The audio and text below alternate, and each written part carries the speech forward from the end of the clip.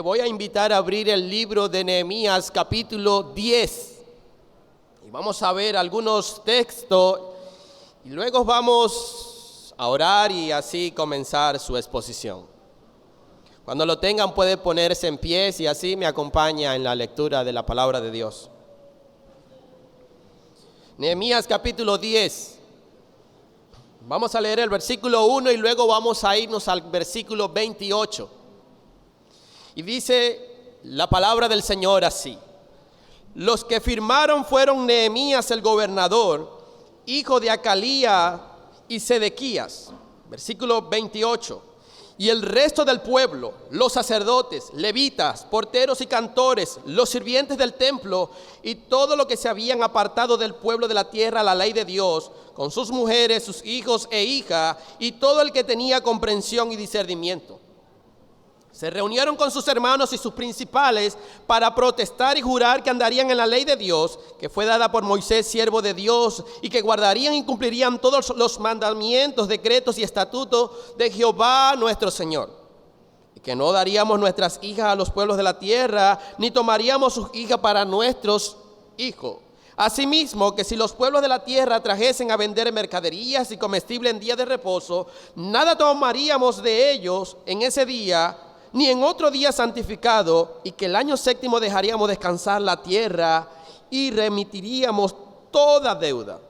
Nos impusimos además por la ley el cargo de contribuir cada año con la tercera parte de un ciclo para la obra de la casa de nuestro Dios. Vamos a dejarlos hasta allí, vamos a orar, vamos a agradecer al Señor por su palabra y que Él nos dirija en la mañana de hoy a corresponder a lo que Dios quiere decirnos de una manera obediente, de una manera sumisa, de una manera mansa y humilde.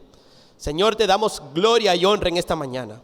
Gracias porque nos permites alabarte, nos permites reunirnos como familia, nos permites reunirnos como tu pueblo, Señor.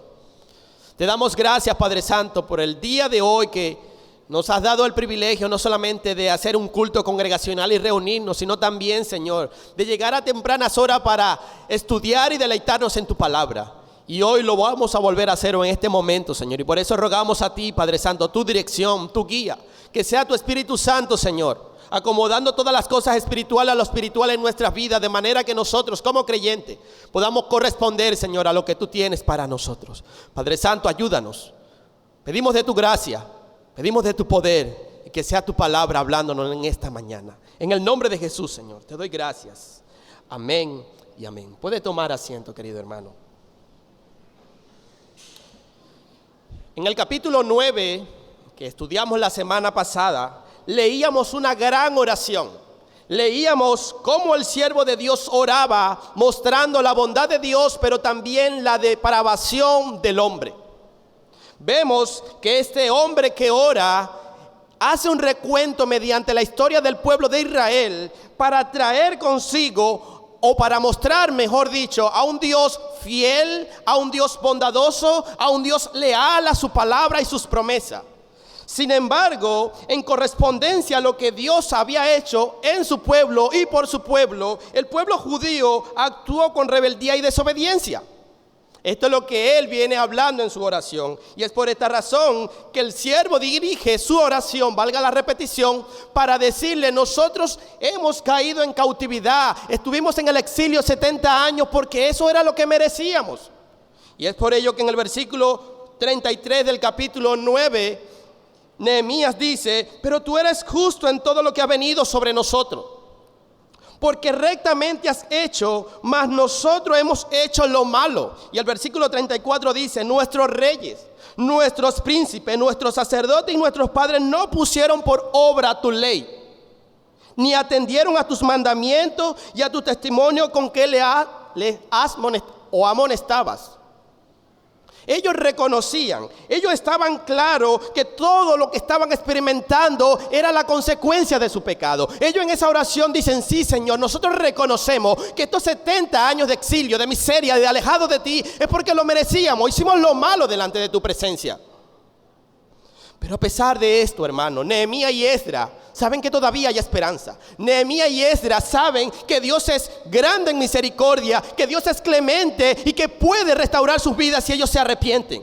Y es por ello que la invitación de Nehemías y Esdras en esa lectura y explicación de la palabra de Dios es que el pueblo se vuelva de sus malos caminos hacia Dios. Y es por ello que vemos en Nehemías capítulo 9 versículo 38, donde ellos no solamente se comprometen, o más bien, no solamente confiesan su pecado y reconocen que han caído en grande afrenta delante de Dios, sino que dicen, para que esto sea real, para que esto sea confirmado, para que esto tenga sentido, vamos a hacer un compromiso, vamos a firmar. Y es por ello que el versículo 38 del capítulo 9 dice, a causa pues de todo esto, nosotros hacemos fiel promesa y la escribimos, firmada por nuestros príncipes, por nuestros levitas y por nuestros sacerdotes. Y alguien ha dicho, una cosa es ofrecer al Señor una oración de confesión como la que vemos en el capítulo 9, pero otra muy distinta es comprometerse a vivir una vida obediente después de decir amén.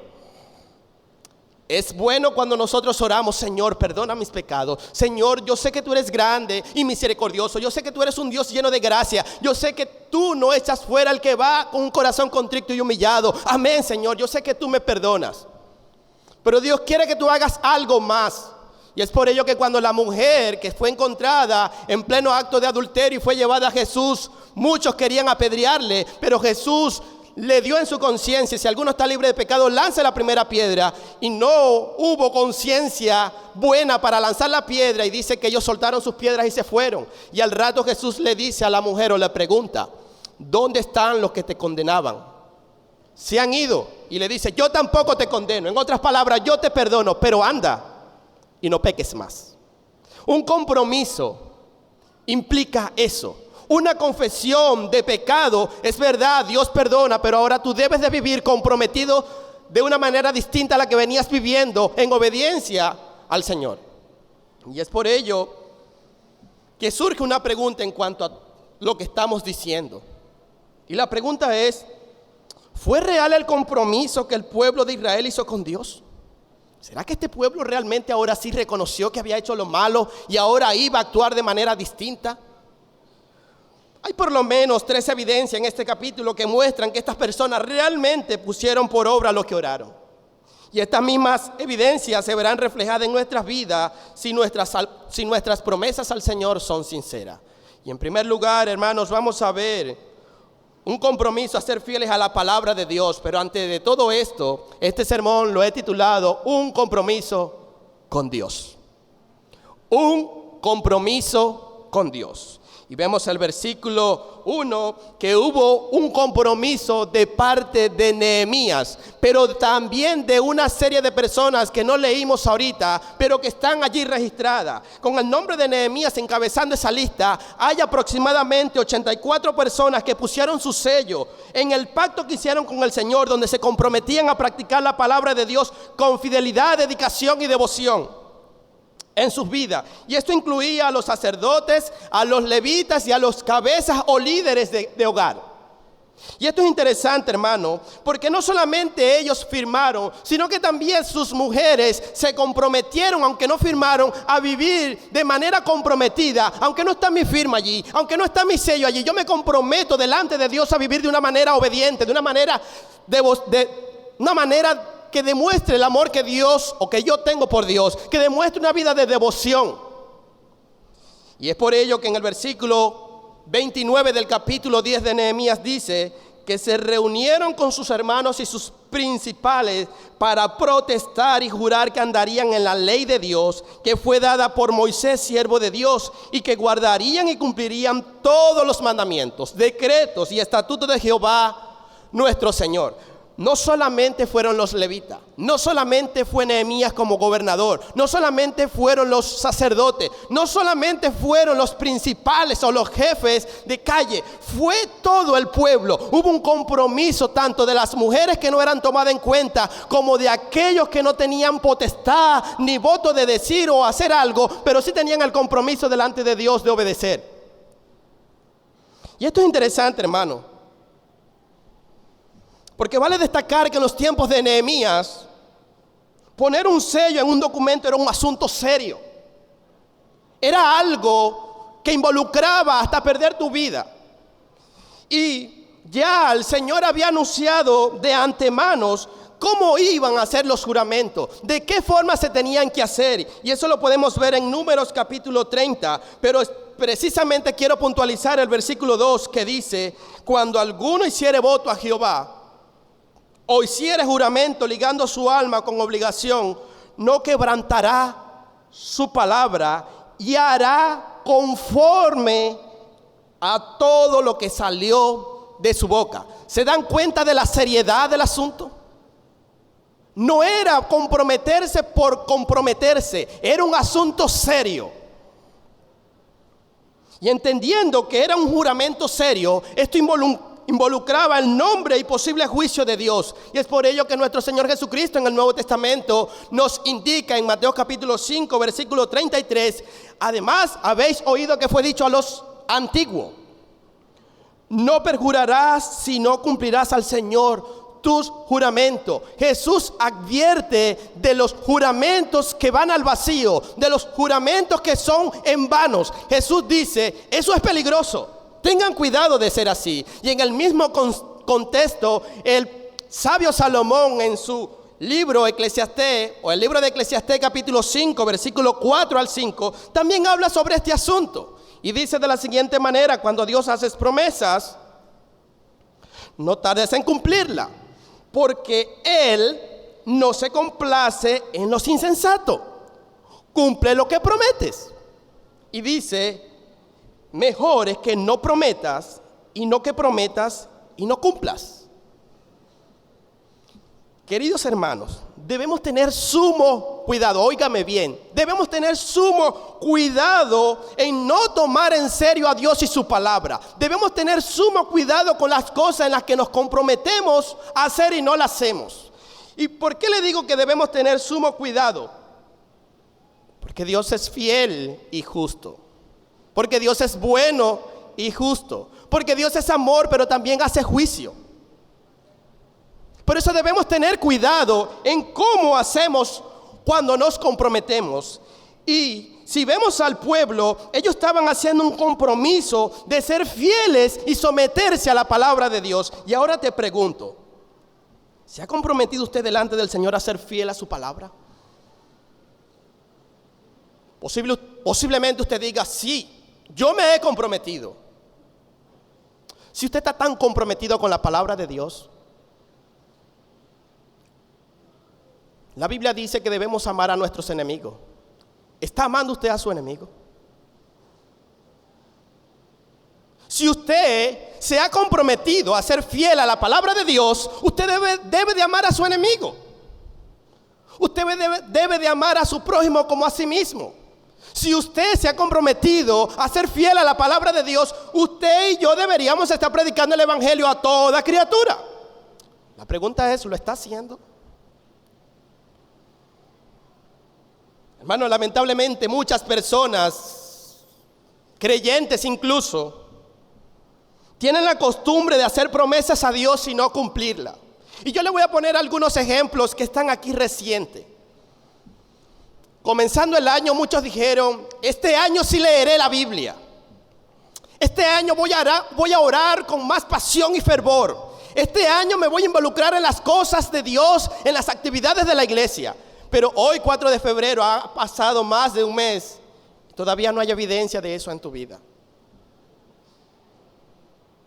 Queridos hermanos, no hagas promesas si no las vas a cumplir.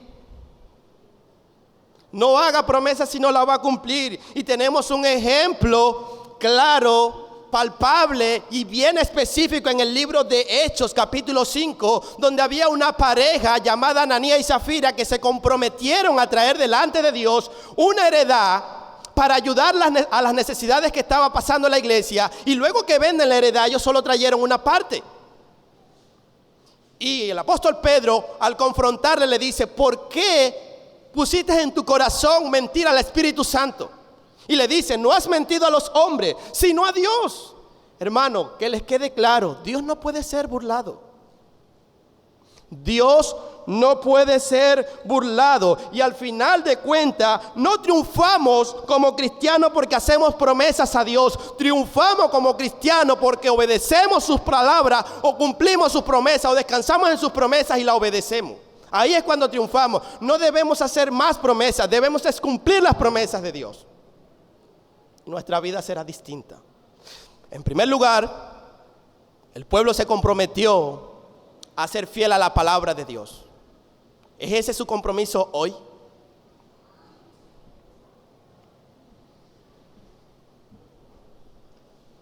Esta primera sesión, el pueblo se comprometió en términos generales a guardar y cumplir los mandamientos del Señor. Pero ahora pasa a particularizar en qué cosas habían fallado y en su compromiso de hacer las cosas mejores en el futuro. Y es por ello que en el versículo 30 de Nehemías capítulo 10 dice que no daríamos nuestras hijas a los pueblos de la tierra, ni tomaríamos sus hijas para nuestros hijos.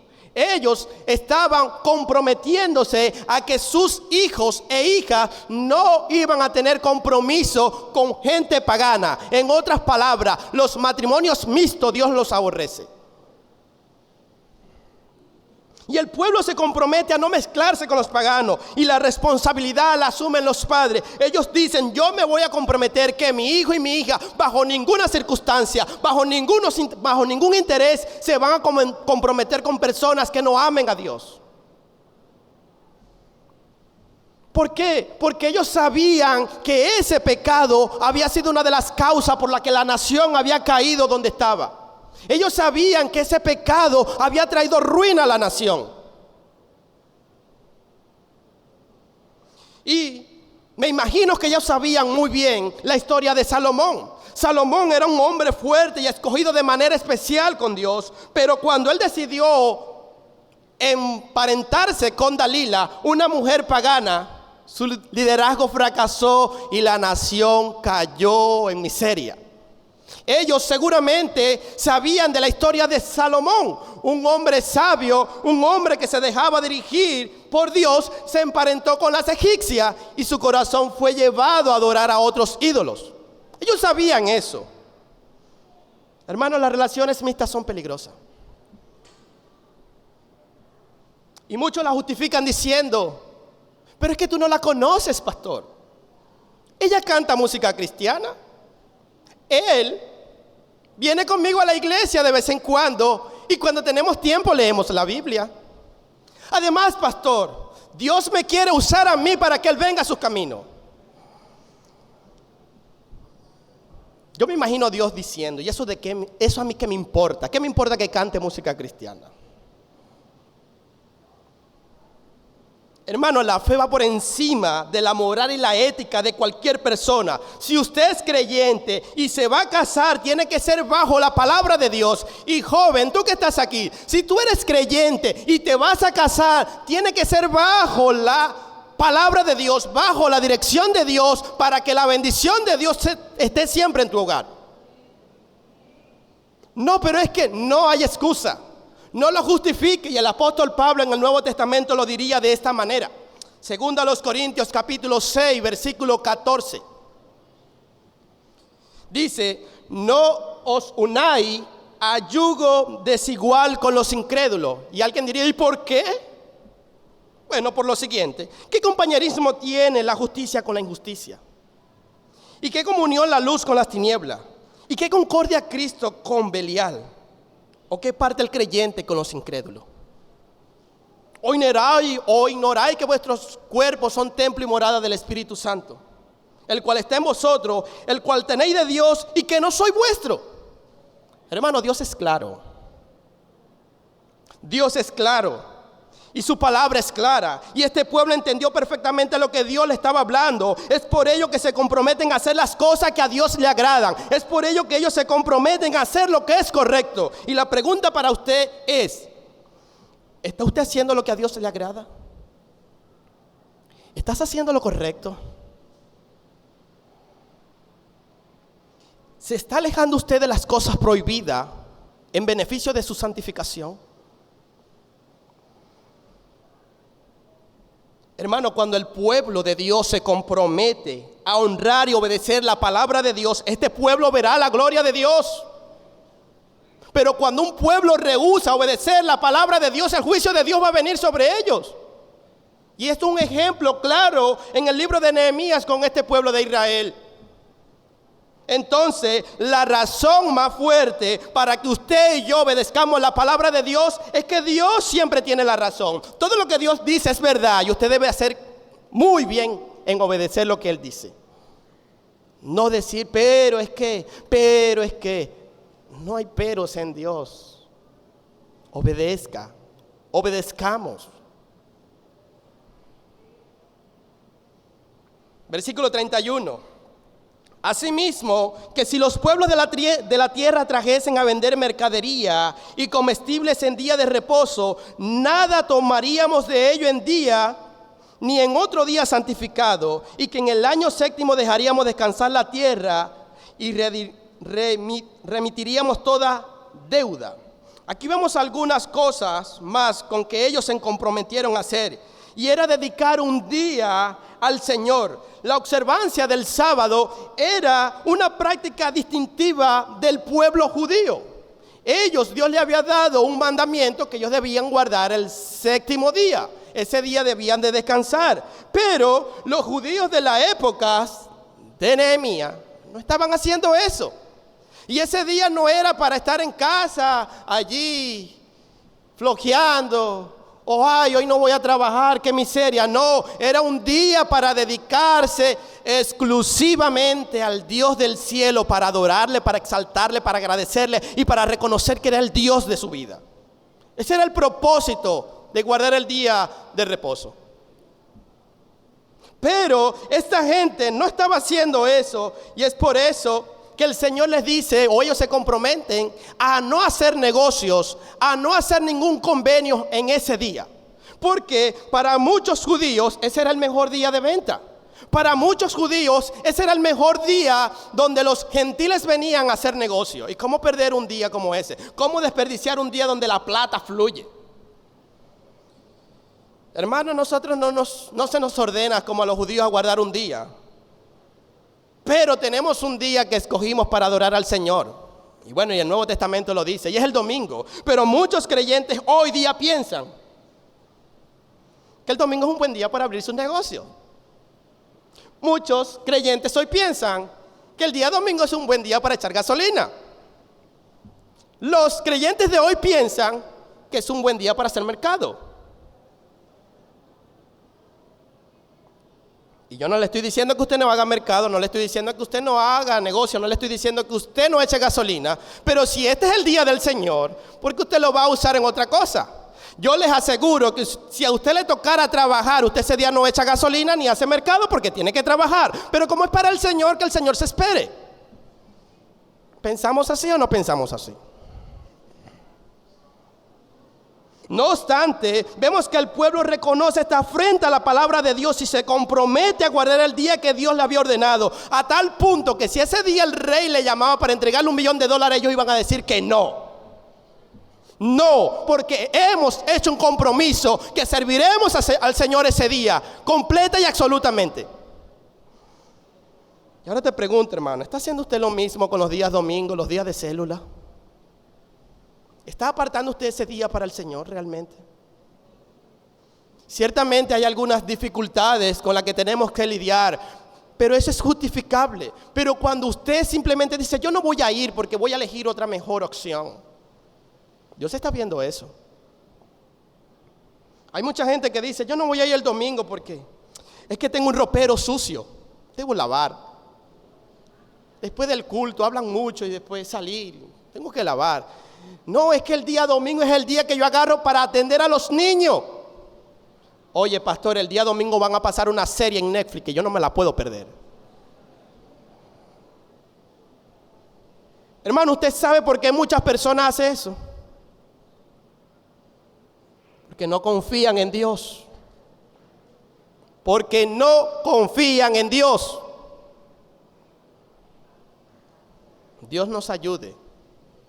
Y de igual manera, los judíos cada séptimo año debían dejar la tierra descansar para que pudiera restaurarse. Y esta era una ley emitida por Dios mediante Moisés en el libro de Levíticos, capítulo 25, versículos 3 y 4, que dice: 6 años sembrarás tu tierra y 6 años podarás tu viña y recogerás su fruto, pero el 7º año la tierra tendrá descanso, reposo para Jehová. No sembrarás tu tierra ni podarás tu viña. Por supuesto, esta era una prueba de fe. ¿Ustedes se imaginan un año sin poder cosechar? ¿Ustedes se imaginan un año dejar descansar la tierra cuando hay que producir? Hermanos, Dios le dio esa ordenanza porque Dios quería enseñar a su pueblo a depender de Él. Dios quiere que usted y yo aprendamos a depender de Él. Por eso no se preocupe si el día domingo va a lavar o va a hacer mercado. Preocúpese en venir a la casa de Dios, a adorar al único Dios vivo y verdadero, digno de toda nuestra alabanza y gloria.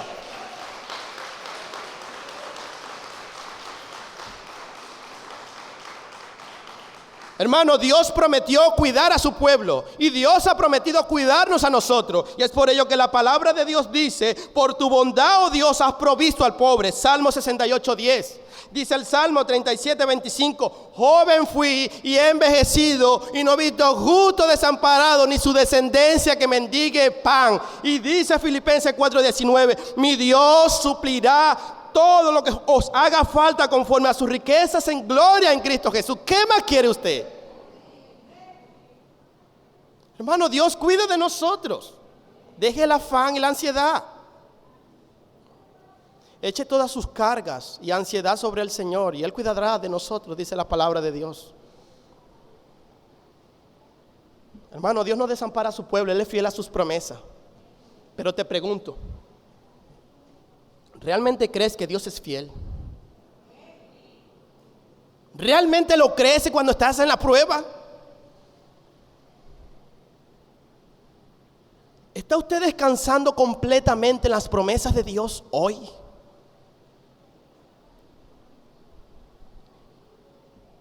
Hermano, para ese pueblo en ese momento, conmemorar el año sabático fue un gran paso de fe. Recuerden que ellos vienen de reconstruir las murallas. Ellos estaban en miseria, pero ellos dicen: no importa, nosotros nos comprometemos a dar este día o este año descanso a la tierra que Dios nos ha dado.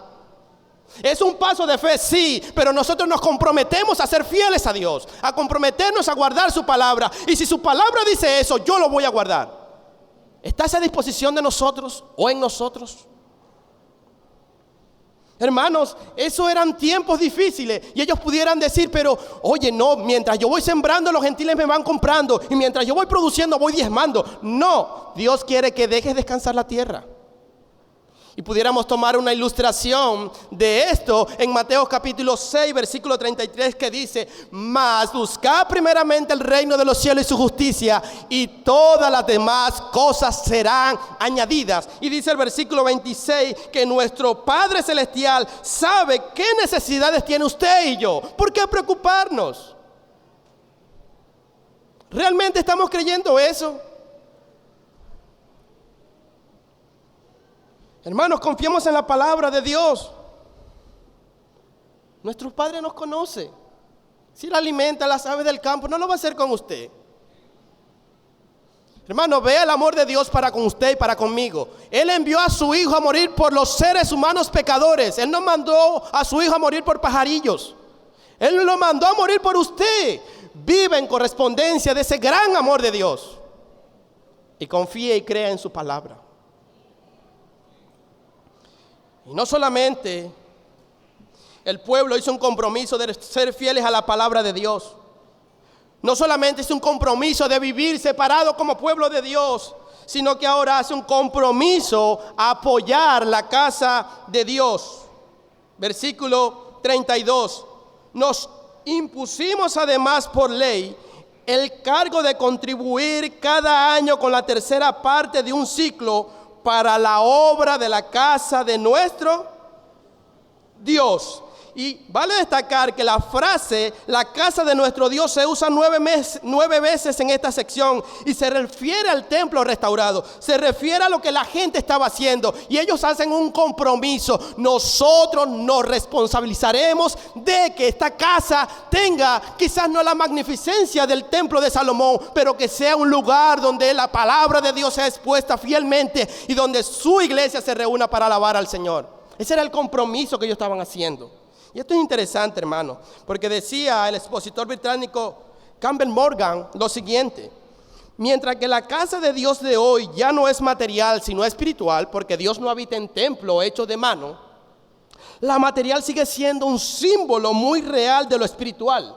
Cuando la iglesia de Dios en cualquier lugar, en cualquier localidad, no tiene cuidado o sentido de pertenencia con el lugar o la estructura física donde se reúne, el lugar de adoración es una señal y una evidencia que su vida está en un punto bajo. Si usted ve que esto se cae y a usted no le importa, eso da mucho de qué hablar en su vida espiritual. Y es por ello que ellos se comprometen.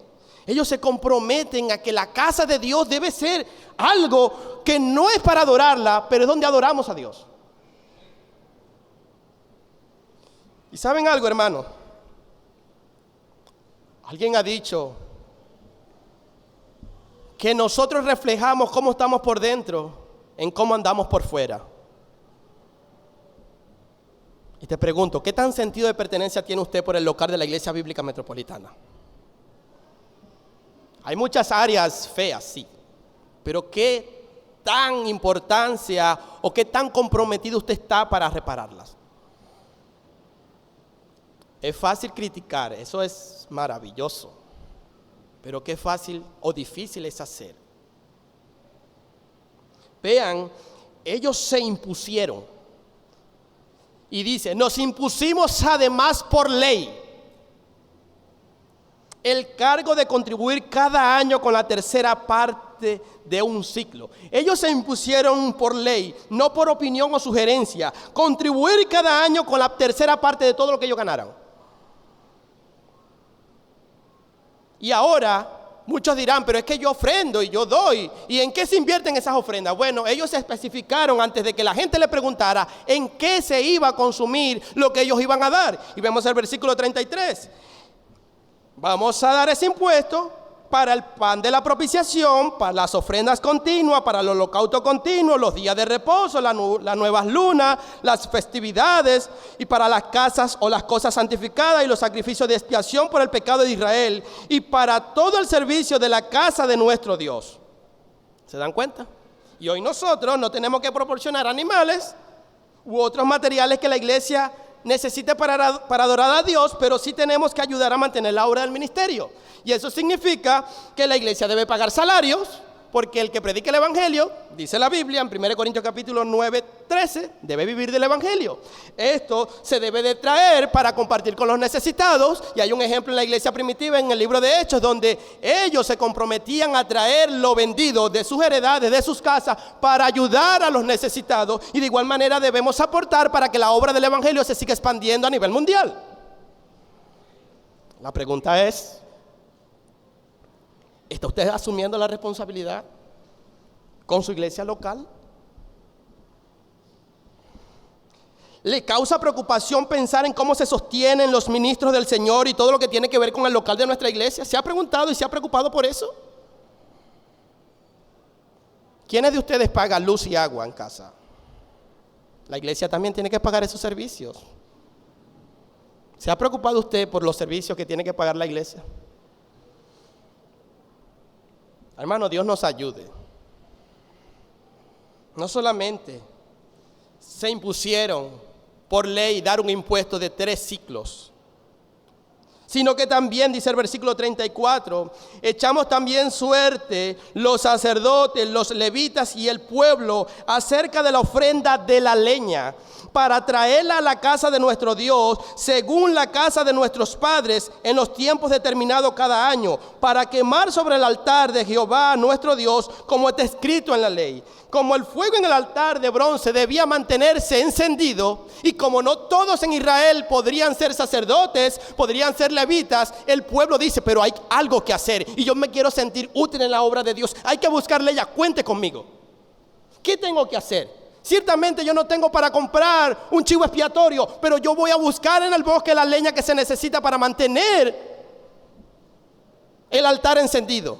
Hermanos, hoy día no tenemos que buscar leña. Hoy día no tenemos que ir en ningún bosque, ni al conuco, ni nada por el estilo. Pero Dios está probando a ver qué tan fieles somos y qué tan intencionados somos en buscar cómo ayudar con sentido de pertenencia a las cosas que tenemos en nuestra iglesia. Las muchas cosas que tenemos que hacer. Dios está probando nuestra fidelidad a Él. Recuerden, hemos dicho, yo quiero serte fiel. Hemos cantado, hacemos hoy ante tu altar un compromiso de vivir en santidad. Un compromiso de limpiar mis manos, de hacer muchas cosas. Pero agregue a su canción este pedacito también. No solamente hicieron eso, sino que también se comprometieron a dar las primicias. Y era un pueblo que estaba en crisis. Era un pueblo que estaba en una situación económica bastante crítica, pero dice el versículo 35 lo siguiente: y que cada año traeríamos a la casa de Jehová las primicias de nuestra tierra y las primicias del fruto de todo árbol, asimismo los primogénitos de nuestros hijos y de nuestro ganado, como está escrito en la ley, y que traeríamos los primogénitos de nuestras vacas y de nuestras ovejas a la casa de nuestro Dios, a los sacerdotes que ministran en la casa de nuestro Dios, que traeríamos también las primicias de toda nuestra masa. Hermanos, a los judíos se les enseñó a dar lo mejor. Y esto es un ejemplo para nosotros. Porque nos acostumbramos a dar lo que no sirve, lo que está roto, lo que nadie quiere, el billete que nadie acepta. Hermano, eso habla mucho de cómo está su corazón. Eso habla mucho de su falta de temor y reverencia a Dios. No sea tan grosero si usted hace eso. Y perdónenme la expresión. Hermanos, ellos se comprometieron a dar lo mejor, aún en una condición crítica. ¿Está haciendo usted lo mismo? Proverbios 3:9 dice: honra a Jehová con tus bienes y con las primicias de todo su fruto. Ciertamente en ningún lugar habla cuánto había que traer de las primicias, como muchos hombres son falsos maestros de la prosperidad dicen hoy día. Pero ellos tenían el compromiso de traer lo primero. Antes de vender cualquier cosecha, ellos iban a traer lo primero ante la casa de Dios para que los sacerdotes disfrutaran de ello.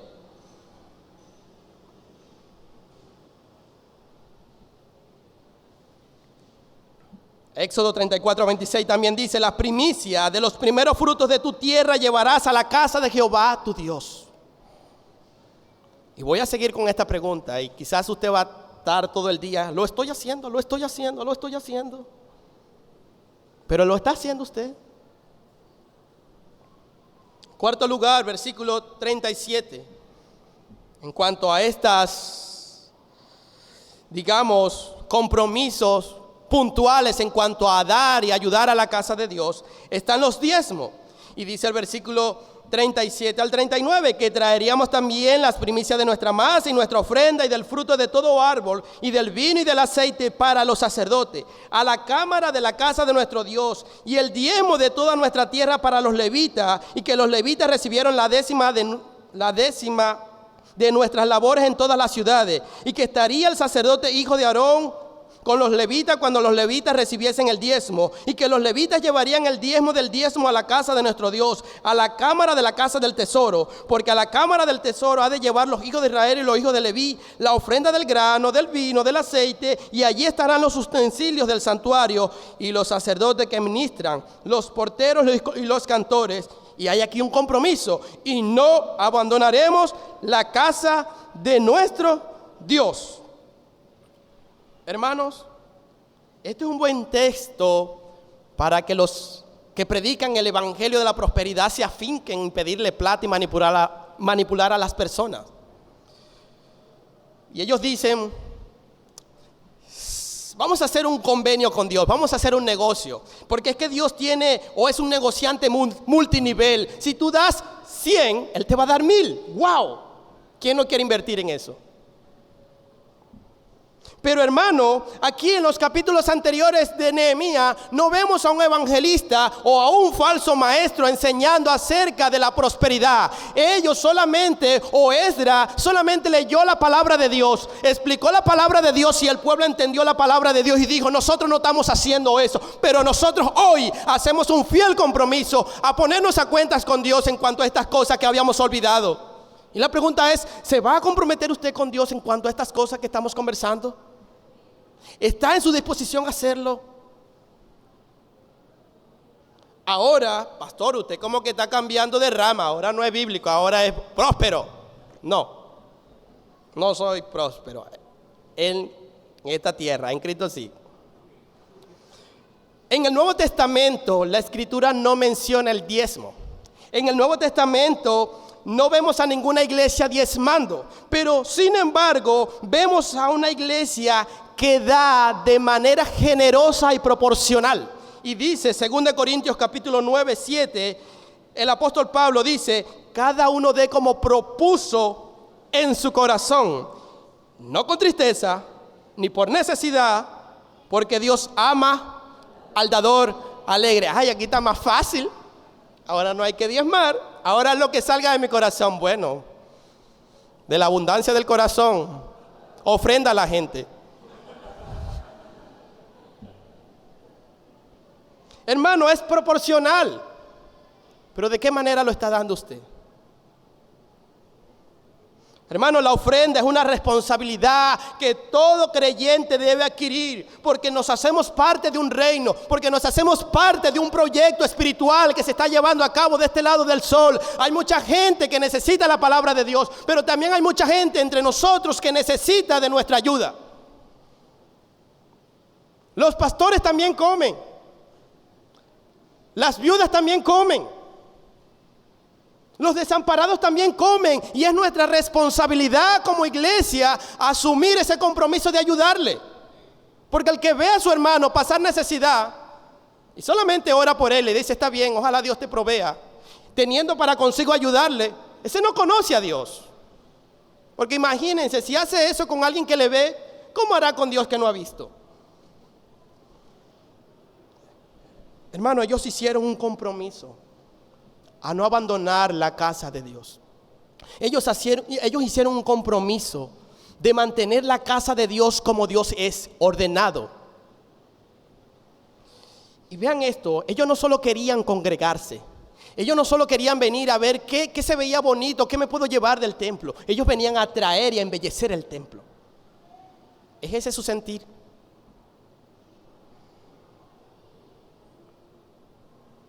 ¿Y ustedes saben por qué ellos hacían eso? Porque ellos hicieron un compromiso de fidelidad a Dios.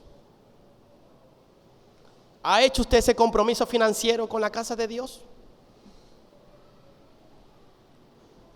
Pero hermano, la cosa está difícil. Yo entiendo. Y yo no estoy diciéndole que usted debe ofrendar más de lo que ofrenda. Es proporcional, es de acuerdo a su corazón y a lo que usted recibe. Yo lo que quiero es ir, que es un deber que tenemos como creyente. Y es por ello que el mismo apóstol Pablo en 2 Corintios 9:6 dice, pero esto os digo, el que siembra escasamente, recibirá exageradamente. No, el que siembra escasamente también segará escasamente, y el que siembra generosamente, generosamente también segará, como estamos sembrando hoy. Hermanos, estos hombres decidieron hacer lo que nosotros en el nombre de la economía de nuestro país no hacemos. Comprometernos. Hermanos, Jesús no se entregó al 10%. Jesús se entregó al 100% y nos dio el 100% de su amor. ¿Usted cree que nuestro dinero podrá comprar el amor de Dios? No, hermano. Y hemos dicho muchas veces, nuestra ofrenda es parte de nuestra adoración y gratitud a Dios. Dios no necesita nuestro dinero para ganar su favor. Nosotros hemos recibido de su favor sin dar nada, no más que nuestros pecados. Pero usted dirá, hermano, usted no entiende, nos está dando duro. Pero vamos a buscar en Lucas capítulo 21, versículo del 1 al 4, y allí vamos a ver la situación crítica, la situación lamentable de una mujer que era viuda, que no tenía no más que 2 blancas. Y esto es triste porque muchos creyentes hoy se quejan de su situación económica para no ofrendar. Pero vamos a ver cómo ella hizo. Lucas capítulo 21, versículo 1 dice, levantando a Jesús, hablando en cuanto a esto, vio a los ricos que echaban sus ofrendas en el arca de las ofrendas. Y vio también a una viuda que tenía una condición de ¿qué? De pobreza. Pero él dice, era muy pobre. Muy pobre. Pobreza extrema, pues. Y dice que echaba allí 2 blancas. Y ellos dijeron, en verdad os digo, y dijo, en verdad os digo que esta viuda pobre echó más que todos. ¿Cómo es posible eso? ¿Cómo que esta viuda echó más que todos? Si solamente echó 2 bolívares. Porque todos aquellos, aunque echaron $1,000, echaron de lo que les sobraba. Desde la perspectiva humana, nosotros pudiéramos decir, esto no es nada.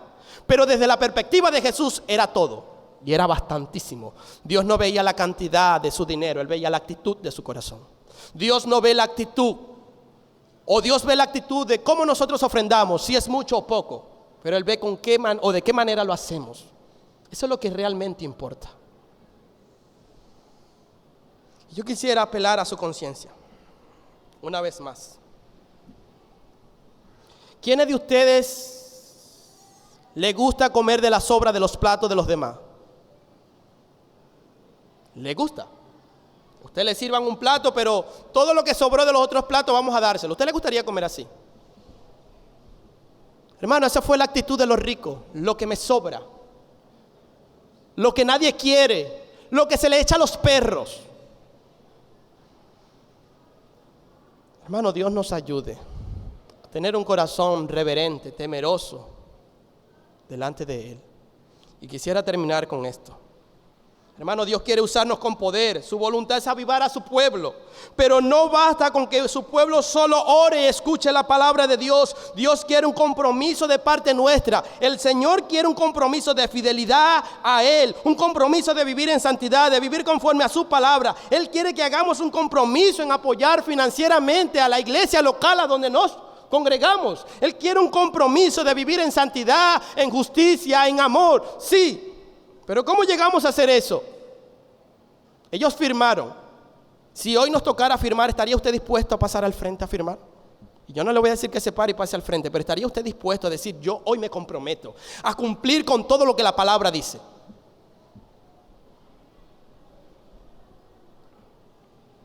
¿Qué tan dispuesto estás en firmar hoy delante de Dios este compromiso?